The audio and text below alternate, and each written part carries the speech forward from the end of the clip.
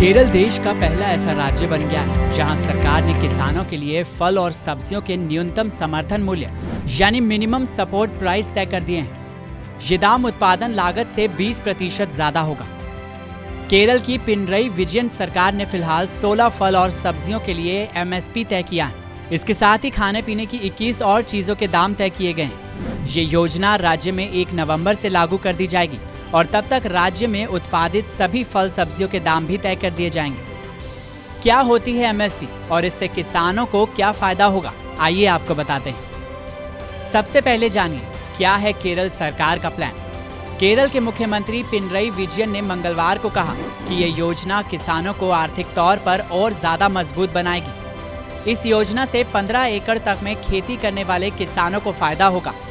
राज्य सरकार फलों सब्जियों के उत्पादन की लागत के आधार पर MSP तय करेगी। सब्जियों का बेस प्राइस या आधार मूल्य उनकी उत्पादन लागत से 20% ज्यादा होगा। अगर बाजार मूल्य इससे नीचे चला जाता है तो किसानों से उनकी उपज को बेस प्राइस पर खरीदा जाएगा। सब्जियों को क्वालिटी के अनुसार बांटा जाएगा और बेस प्राइस उसी के हिसाब से तय किया जाएगा। फिलहाल जिन 16 फल सब्जियों के दाम तय किए गए हैं उसमें नाशपाती, खीरा, टमाटर, पत्ता गोभी, गाजर, बीन्स, लहसुन, चुकंदर जैसी फल सब्जियां शामिल हैं।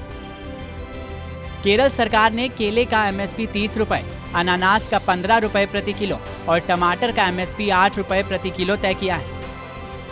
राज्य में इस उत्पाद को बेचने के लिए 1000 स्टोर भी खोले जाएंगे। सरकार का मानना है कि इससे राज्य में फल सब्जियों का उत्पादन भी बढ़ेगा। वैसे आपको बता दें कि केरल में पिछले 4.5 साल में सब्जी उत्पादन 7 लाख टन से बढ़कर 14.72 लाख टन हो गया है। क्या है MSP? न्यूनतम समर्थन मूल्य या मिनिमम सपोर्ट प्राइस वो न्यूनतम मूल्य होता है जिस पर सरकार किसानों द्वारा बेचे जाने वाले अनाज की पूरी मात्रा खरीदने के लिए तैयार रहती है। ये एक तरह से कृषि उपजों के लिए बेस प्राइस का काम करता है, जिससे उम्मीद की जाती है कि बाजार में भी फसलों के दाम किसान को इससे कम नहीं मिलेगा। साथ ही इससे माना जाता है कि किसान बिचौलियों के शोषण से भी बचेगा। सब्जियां और फलों के MSP से क्या फायदा होगा? किसी भी फसल की MSP तय होने से किसानों में इस बात का भरोसा बढ़ता है कि उसे उसके उत्पाद की वाजिब कीमत मिलेगी। केंद्र सरकार अभी जिन 23 फसलों के लिए MSP घोषित करती है उनमें फल और सब्जियां नहीं होती। सरकार रबी और खरीफ फसल की बुआई से पहले MSP की घोषणा करती है। माना जा रहा है कि सब्जियों और फलों की MSP तय होने से किसान सब्जियां और फल उगाने के लिए प्रेरित होगा। ये राज्य भी कर रहे विचार।